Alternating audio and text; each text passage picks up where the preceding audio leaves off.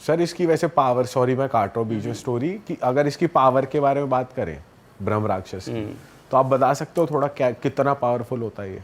बहुत extreme powerful होते हैं, एक्सट्रीम पावरफुल। मतलब अगर आप, जैसा बताया गया है कि 8 से 9 फीट के आसपास की हाइट हो जाती है विजुअल जब आते हैं तो, और इसमें स्टोरी में भी डिस्क्राइब किया गया उनको। और ऐसे कहते हैं कि 2 ऐसे सींग से निकले हुए होते हैं जो राक्षस को दिखाते हैं। जनेऊ हमेशा होती है पहनी हुई, और बाकी तो पंडित का फेस होता है पूरा, टीका जरूर लगा हुआ होता है सिर के ऊपर। तो जो ब्राह्मण और राक्षस का मिक्सचर वो होते हैं पूरा।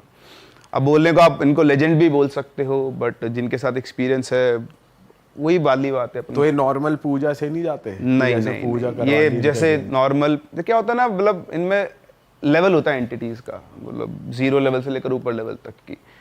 तो ये लेडर में बहुत ऊपर होते हैं, तो हर कोई इनको कंट्रोल ही नहीं कर सकता ना, दिक्कत है। तो मंत्र वंत्र का ज्यादा असर नहीं होगा इन पे?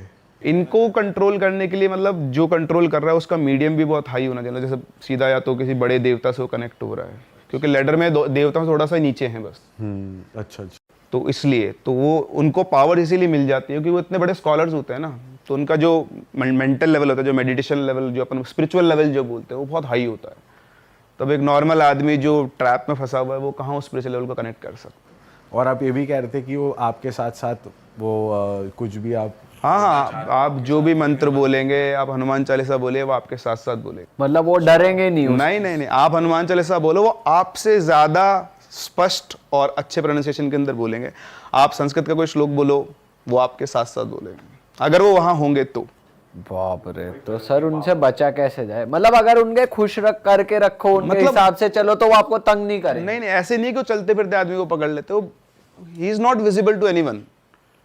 वो जहां है वो रह रहा है, और वो आते जाते किसी को परेशान, छोटी मोटी आप गलती तो कुछ भी नहीं है, पर उसके एरिया में आके आपने कोई बहुत बड़ी गलती कर दी है, मतलब जिससे वो नाराज हो जाए, देन मतलब जैसे कहते हैं पेड़ पे सुसु कर दिया या ऐसा कुछ गलती कर दी किसी हाँ, ने? मतलब ऐसा हो सकता है। जैसे पीपल के पेड़ है, ऐसा पेड़ है, और वो देखो सीधी बात है, आपके घर के बाहर कोई टॉयलेट करके जाएगा, आप क्या करोगे उसको? हाँ, इस केस में ये दारू पीकर आ गया था बच्चा, और प्लस लहसुन प्याज भी घर में था। हाँ, वो उनका नियम था ना, वो जब वो जिंदा थे, जब भी इस दुनिया में थे, उनका नियम था कि मेरे घर में शराब, मांस, लहसुन प्याज नहीं आ सकता है।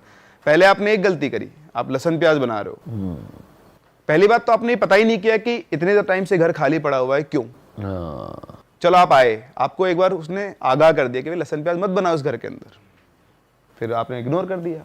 अब क्या बोलेगा अगला?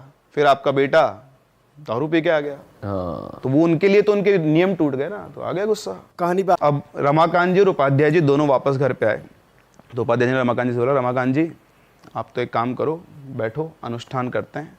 और अच्छा, उन्होंने कहा था कि आपको मतलब रुकना नहीं है, आपने एक बार शुरू कर दिया ना, पता नहीं कब आएगा, कब होगा, कब, बस करते जाना है। तो उन्होंने अपना नियम बांध लिया। उन्होंने शुरू किया साथ में, रमाकांत जी ने, उपाध्याय जी ने, अनुष्ठान करना। तो हनुमान जी का हनुमान अष्टक होता है, एक हनुमान कवच, हनुमान चालीसा, अंजनेय स्तोत्रम, ऐसे बहुत सारी चीज़ें होती है संस्कृत के अंदर। तो एक एक करके सबको पढ़ते थे। तो बैठे पूरा प्रॉपर, उन्होंने अपना पूजा रूम सेटअप किया अपने रूम के अंदर जाके, और वहाँ पे उन्होंने शुरू किया।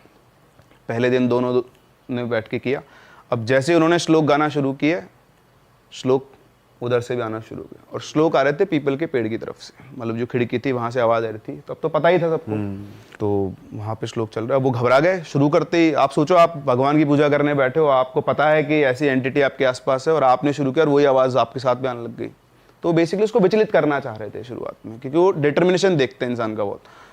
तो जैसे वो आवाज़ आई, दोनों घबराए दोस्त। फिर इधर उपाध्याय जी बोले, रमाकांत जी भगवान पे भरोसा रखो, हनुमान जी साथ में, आप तो करो, मैं भी आपके साथ बैठा हूँ। तो पूरे दिन बैठ के उन्होंने अपना वो पूरा कंप्लीट किया। फिर उसके बाद शाम हुई, तो वो उपाध्याय जी बोले कि रमाकांत जी बस ऐसे ही रोज़ाना आपको करना है। वो भी कब तक बैठ पाएंगे, रोज़ तो नहीं बैठ सकते, उनके भी काम धंधे वगैरह सब कुछ है। तो बोले कि आपको कंटिन्यू करना है, कभी ज़रूरत पड़े मुझे बुला लेना।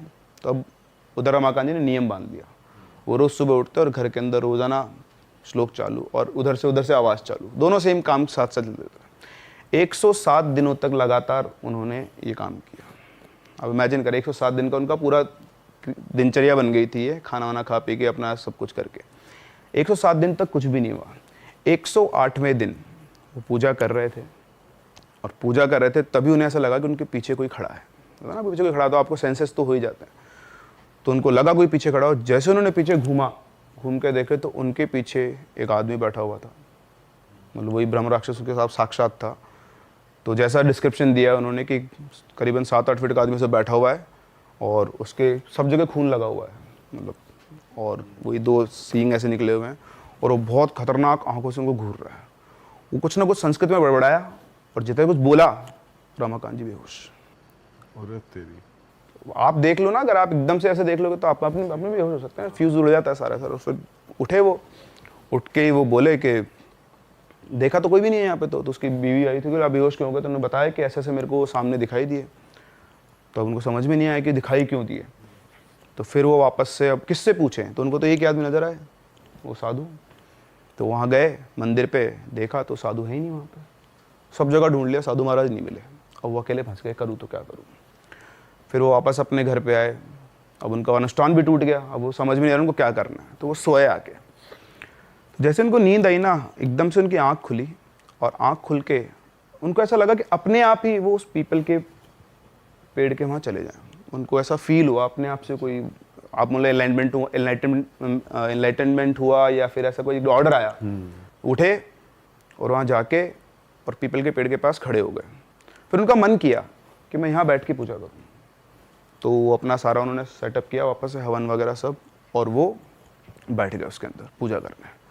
और जैसे उन्होंने अनुष्ठान शुरू किया, उनकी नज़र पड़ी पर पीपल की डाल पर, तो वहाँ पर वही ब्रह्म राक्षस बैठा हुआ था पीपल की डाल के ऊपर, वो इनको घूरे जा रहा। अब इनकी हालत ख़राब, इनको डर लगे बुरी तरह से कि यार सामने वो बैठा हुआ है, क्या करेगा ये मेरा। पर इनका निश्चय, दृढ़ निश्चय कि नहीं, अब तो मैं अनुष्ठान पूरा करूँगा। और उन्होंने वहाँ पर बैठकर सारा अनुष्ठान करना शुरू किया।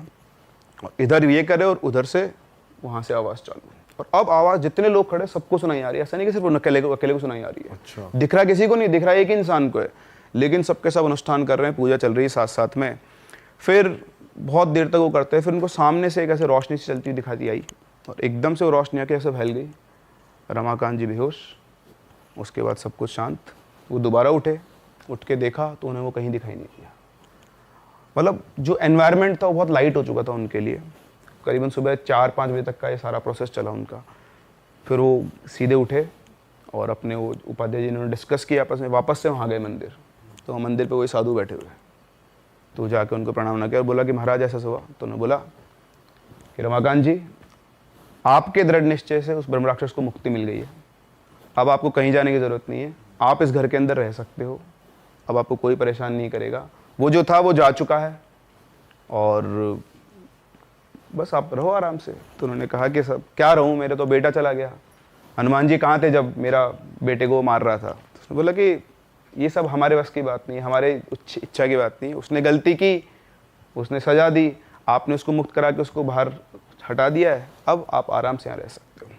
तो वो कुछ टाइम और रहे वहाँ पर। फिर उसके बाद वो वहाँ से चले गए, बेच दिया उन्होंने वो घर।